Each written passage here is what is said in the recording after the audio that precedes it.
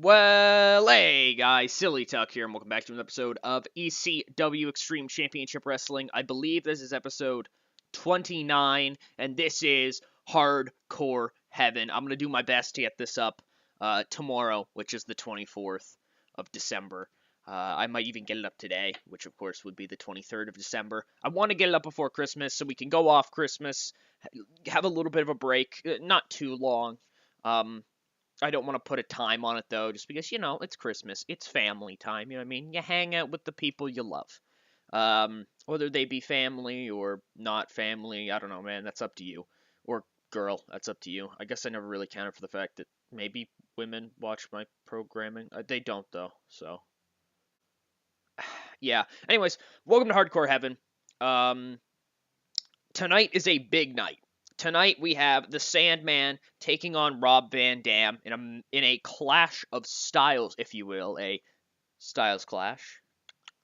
We will see Tommy Dreamer take on Lord Steven Regal in kind of another clash of styles, but not as vastly different as Sandman and Van Dam. Maybe what's the best way to put this? Out of kayfabe, Sandman is much more limited than Dreamer, I guess, with what he can do. Excuse me. We have the Stormtroopers taking on the Dudley Boys for the ECW World Tag Team Championships.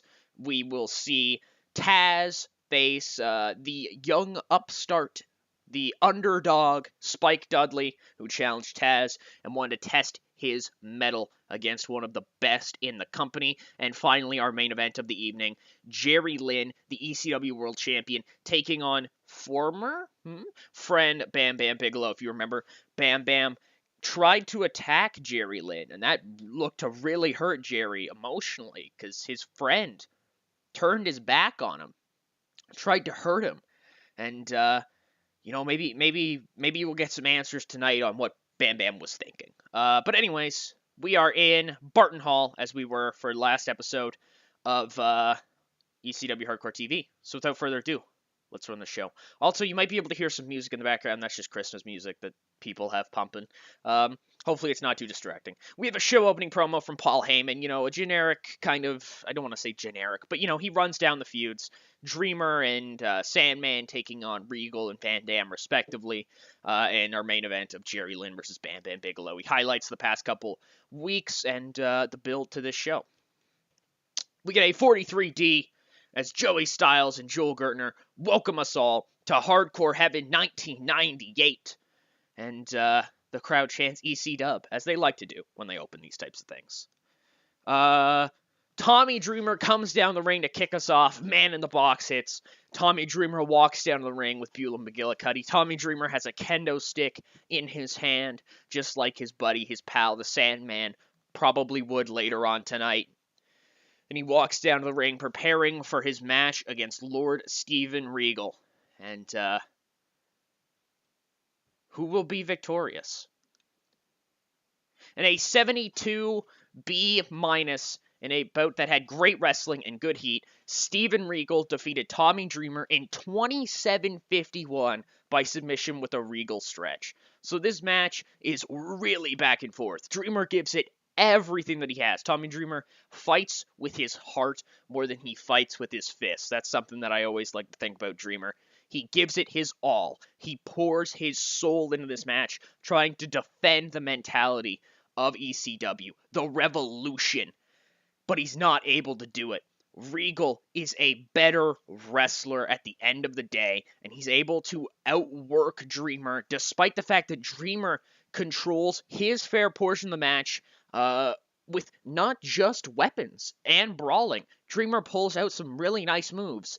A pile driver. He pulls out some technical grappling, when he shocks the crowd in a spot where him and Regal kind of lock up, and Regal is like toying with him like, oh man, here comes the hardcore wrestler. We're going to lock up. He locks him up and he takes Dreamer down, starts to work on the arm, and then Dreamer rolls out and locks in the arm of his own and like locks in like a full-on like a Fujiwara armbar on Regal, and Regal's like, what the fuck? And Regal finally gets him up, and then Dreamer transitions into a headlock and grabs the leg and tries to cover Regal while hooking the head and the leg, and Regal kicks out and kind of stands up and is like, holy shit, what the fuck? Okay, you might be a little bit better than I thought you were.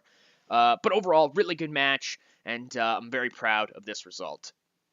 We get a post-match promo from Steven Regal, and he says, as we all believed, as you hopefully all believed, I beat you, Dreamer. And I won't say tonight you didn't earn my respect a little bit. Maybe you are more than just a garbage brawling, trash man looking nobody. Maybe you have something special about you. But at the end of the day, the new era will not be stopped. And he bows to Dreamer, who's kind of on the ground, kind of, like, oh, fuck, ow, because Regal beats him with a Regal Plex into a Regal Stretch. I guess I should have specified that. Yeah, he flips him over, and then Regal rolls over, hooks the arm over, and locks in the Regal Stretch and makes Dreamer tap out. And so Regal says, Regal goes to leave, and he stops, and he says, Tommy, if you think what I did to you is bad, wait till you see what Rob does to your buddy Sandman later tonight. And Regal smiles at him with that villainous, devilish smile he has, and he leaves. 40 D- as we have a promo from Spike Dudley. And he says, tonight's a big opportunity. Tonight is a night that I wasn't sure I'd see in my career at all. Tonight I have the opportunity to fight for the ECW Television Championship. And owning a championship, any championship in professional wrestling, has been a dream of mine for the longest time. For as long as I can remember, as long as I wanted to be a professional wrestler, and I think that's everybody who ever dreams about being a professional wrestler, they want to hold a championship. That's what we all fight for. That's what we all put in these hours. That's why we entertain you every single week. It's to get that belt. To get a belt. Any belt. Because that championship means validation. That everything you've put in means something. And this opportunity means something. It means that what I'm doing it right. At least to a degree. And Tazz, I have so much goddamn respect for you, and I hope you don't hold back against me because you're afraid that I'm a little guy and I can't hold my own. Because Tazz, I would never hold anything back if I was in your position. I want you to do your worst, and I'm going to do mine. May the best man win. Jerry Lynn cuts a promo, and they ask him about Bam Bam, and Jerry says, look, all right, I know what Bam Bam did a couple weeks ago may not be totally explainable, at least from my point of view, but I think I can try. This title is much more powerful than I thought it was. When I took this title, I thought it just meant that I had made it. Spike just cut a great promo talking about how everybody dreams about becoming champion. I achieved that dream, and I became world champion last month by beating the franchise, Shane Douglas. But this belt means there's a target on your back, and that's not just from your enemies. That's not just from your other competitors. That's from your friends. Because gold corrupts people. We've seen it before, and I think that's what we're seeing now with Bam Bam. And I don't really know what's going through Bam Bam's head. I can only assume it's that, but I hope that Bam Bam doesn't do anything drastic. That would allow us to not be friends anymore. I've got to go get ready. I thank Jerry for his time, and he goes off. Tazz makes his way to the ring. Survive if I let you. It's actually Beat Me If You Can, Survive If I Let You, but I think his song's just called Survive If I Let You. And Tazz, the ECW television champion, makes his way to the ring. Spike Dudley's already in the ring. Tazz undoes his belt, stares Dudley right in the face, holds the belt up, and just mercilessly stares at Spike. Spike's promo about Tazz, I don't want you to hold back, may have just backfired on him because Tazz looks motivated. More motivated than we've seen him in the past couple months, and that's scary. In a 63C, Tazz defeats Spike Dudley in 16-16 with a T-bone suplex. Tazz makes defense number 4 of the ECW World Television title. Another match on this card where this underdog character that was Tommy Dreamer in the first match, and now it's Spike Dudley, they impress. They show out. And Spike Dudley, for a little bit, takes it to Tazz. And you can see uncertainty in Tazz's face. You see, even if just for a moment, wait, can I win this? But Tazz is such a great competitor. He's such an animal in that ring. He's a machine that it's gone within an instant. And we don't know how internal that goes, how deep that goes internally, if Tazz was feeling that for a larger portion of the match. But it's evident just for a second. Just for a second. And that second gives Spike Dudley everything that he needs to keep going. And Dudley fights to the finish. Spike actually grabs Tazz at one point and goes for the LSD. Or no, it's not the LSD. It's the acid drop, which is sliced bread number 2, for those wondering. And so Dudley runs off the turnbuckle and flips over Tazz, but Tazz slips out from under him, and Spike lands on his feet, turns around, Tazz grabs him, T-bone suplexes him into the corner, just smashes his back off the turnbuckle. Tazz rolls him into the ring, covers him, 1, 2, 3. Tazz is still ECW World Television Champion. And post-match, Tazz picks up Spike Dudley, pulls him to his feet, looks at him, extends his hand. Spike takes it, respect between the two competitors. Tazz obviously impressed by Spike Dudley. Spike Dudley putting on one hell of a performance. And Tazz kind of leans into Spike, covers his mouth, and says something to him. And Spike listens to whatever he says, and Tazz applauds for Spike, gives him a clap or two, and then leaves the ring, and Spike's left in the ring, defeated, but coming out on the other end feeling pretty good. He thanks the fans or whatever, just kind of holds out a hand thanking the fans and walks to the back after Tazz. We get a promo from the Dudley Boys on the Stormtroopers. And they say, tonight is the night. It's the opportunity of a lifetime for you two. Candido, Storm, you two boys who want to run around thinking that you're bigger than you are, you're tougher than you are, you're not. You see, we are tough. We are big. We are bad. We are dangerous. And you're going to learn that very, very, very shortly. And now you two have gone around for the past couple weeks and you've started calling yourselves the Stormtroopers. And we think that's a pretty fitting title for you because you're not going to hit. Ever. If you two are the Stormtroopers, call us the Rebel Alliance and we're about to blow the shit out of your Death Star. And it won't be no ion torpedo. It'll be a 3D. Through a table, through a ladder, or just on its own. Won't matter. Because when the Dudleys do what the Dudleys do, and trust me, we're gonna do what we do. The Dudleys destroy. And then Devon gets right up in the camera and he says, "Oh, brother, testify." And the tag champions leave.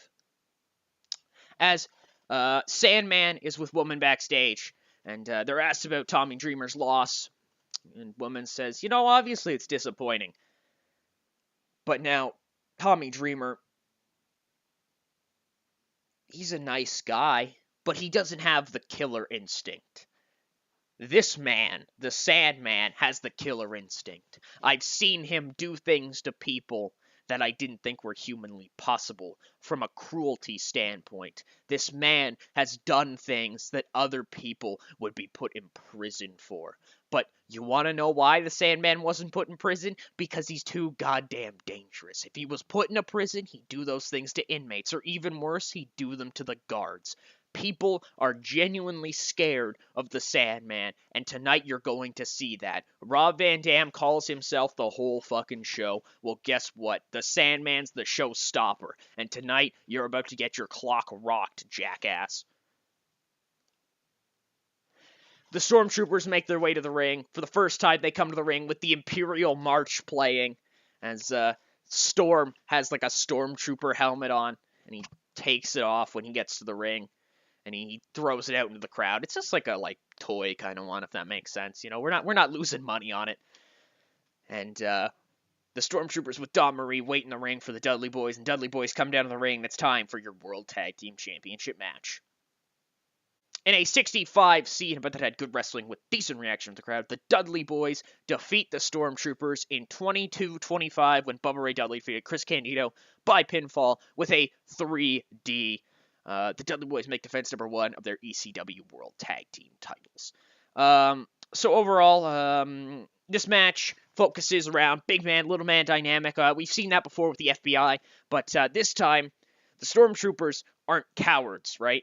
Lance Storm, Chris Candido are legitimate athletes. And Chris Candido, when I say he's a little man, Chris Candido is by no means a little man. The dude's fucking jacked, but he's not a big brawler like the Dudleys.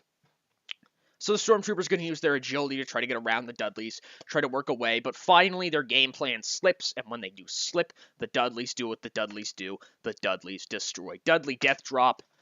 1, 2, 3. The Dudley Boys are still tag team champions. 52D+. We're backstage with Bam Bam.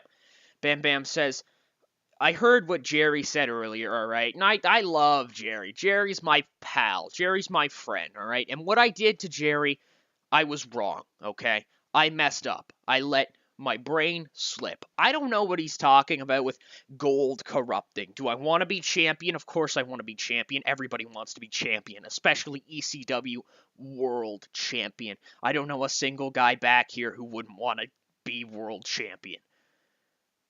But Jerry has to realize, though, that tonight he's facing a real superstar. He faced Shane before, and let's be honest, Shane's Shane, alright? He's always going to be a pretty good hand. He's always going to do what he does. But the thing is, Shane isn't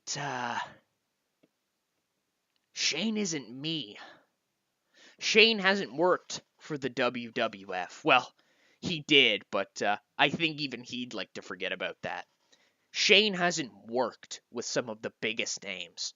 Oh, wait, he did, but no, he came out on the losing end of that too. I'm Bam Bam Bigelow. I'm the beast from the east, the best from the west, the source from the north, the mouth of the south.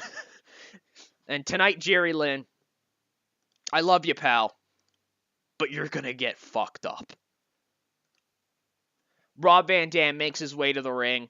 Rob Van Dam, he's the whole fucking show, comes down to the ring. The crowd fucking pops big. Of course they do. He's a fucking animal. He's awesome. He's so fucking good. I love this man. He's the best, the best, the best, the best, the best, the best, the best, the best.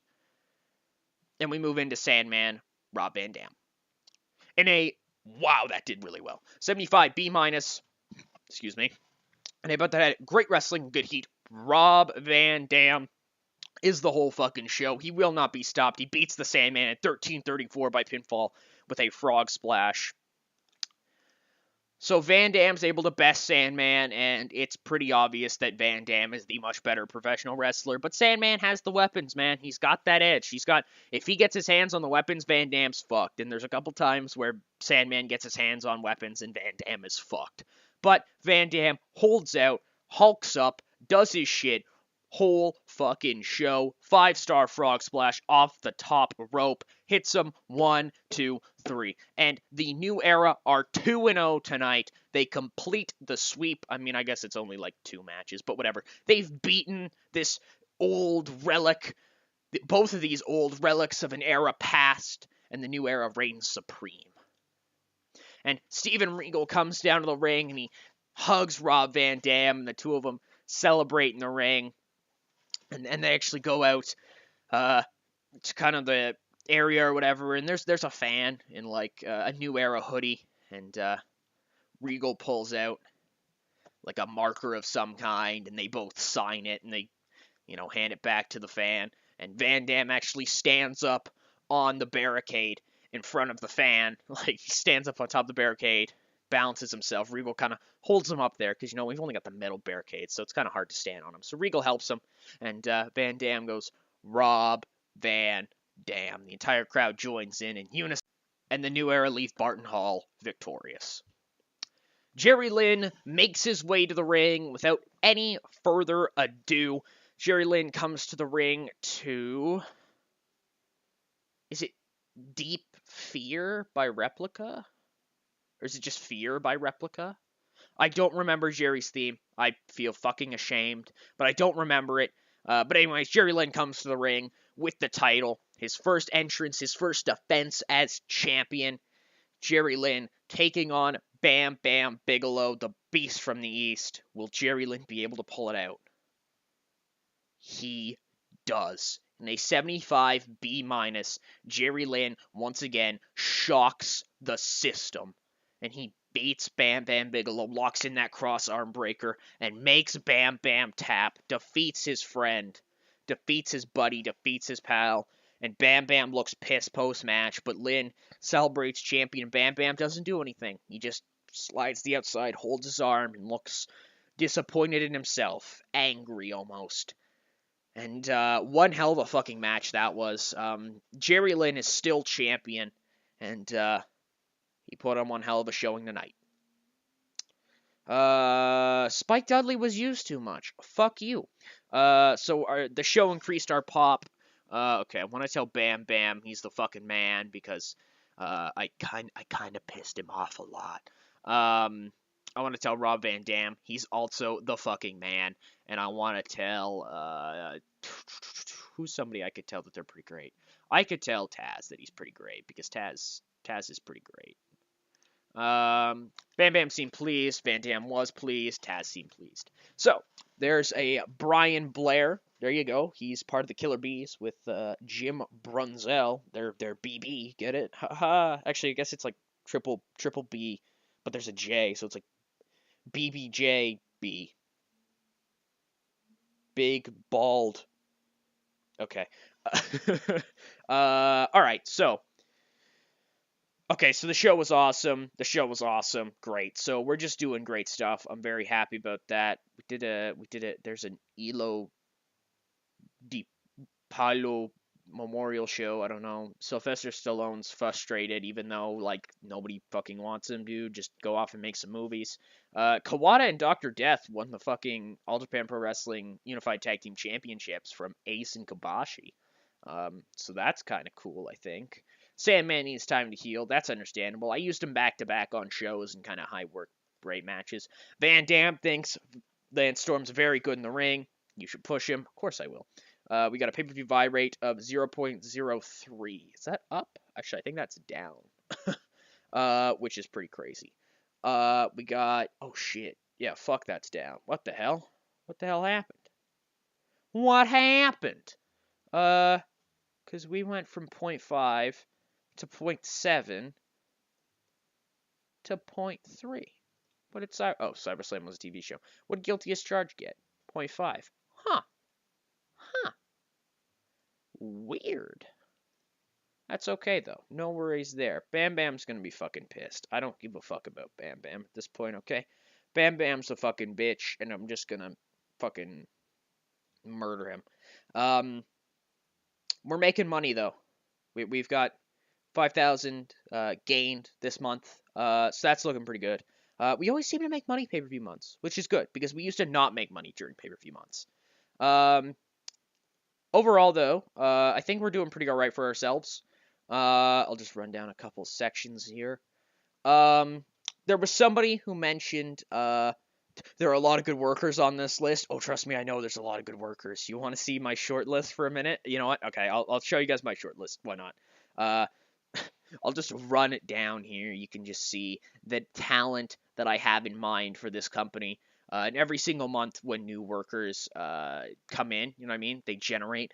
I add them onto this list. The ones that I'd want, of course. I don't just add all of them on because that would be fucking stupid. But I am looking to bring a certain someone in very soon. Also, Awesome could probably be taken off that just because we have Awesome. So, where the hell were we? We were up here. Yeah, but anyways, I have plans to bring in a certain somebody very soon to the company. I think they're going to be very impactful. They might be a bit of a project, but when they're ready, they'll be ready. All right, trust me. Oh, I also have Wolfgang on there because he's like one of he's one of the very few like current Brit kind of guys that are on there. I like Wolfgang. I think he's pretty good. I think he's pretty slept on. I won't even lie.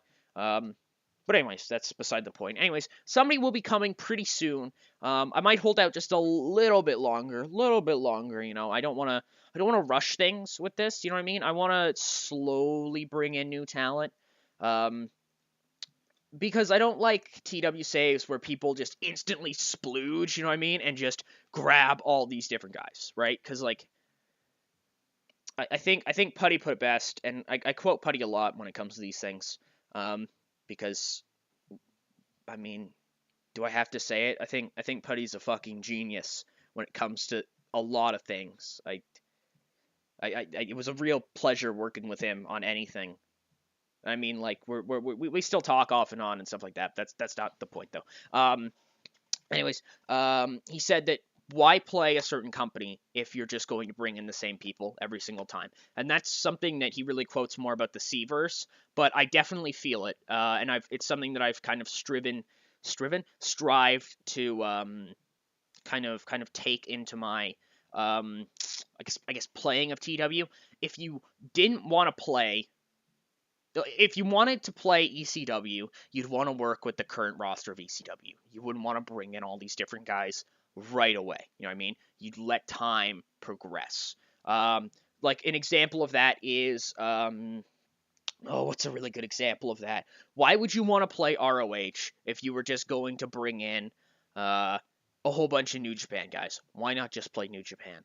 Why play as I mean, there's obviously a reason for playing as WWE and bringing in a whole bunch of different dudes because you've got that NXT system and you can bullshit all that. That's fine. I don't have a problem with that.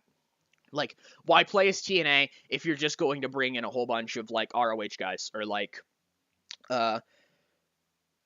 you know what I mean? Like, why do that if that makes sense to you guys? I hope it does. But that's just kind of my mentality on it. Trust me, there will be somebody coming soon.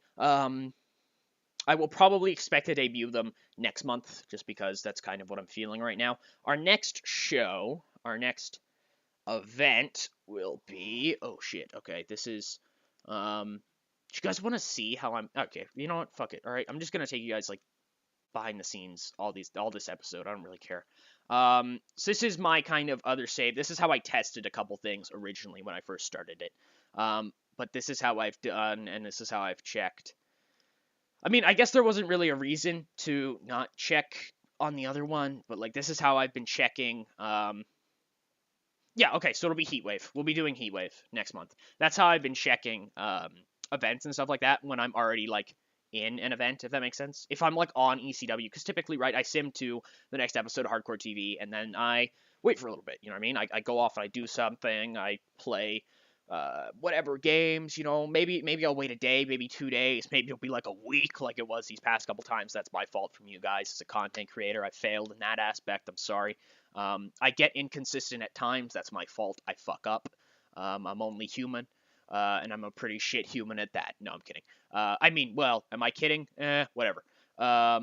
But yeah, without any further ado, if you want to see the things that happen in these 6 days between Hardcore TV, you can follow my Twitter. It's at the banner on my channel. You can click the little bird icon. It'll take you to my Twitter. You can sub there, or you can follow there, I guess it is. I tweet wrestling stuff. I tweet stuff about the series, mainly stuff that'll happen within those 6 days. I goof around with 370 Gaming, JMac Gaming, and a couple of our other buddies on there. Overall, I think it's a fun time. So if that interests you, go ahead, do that. So thank you all for watching. If you guys enjoyed. This is Silly Talk, signing out.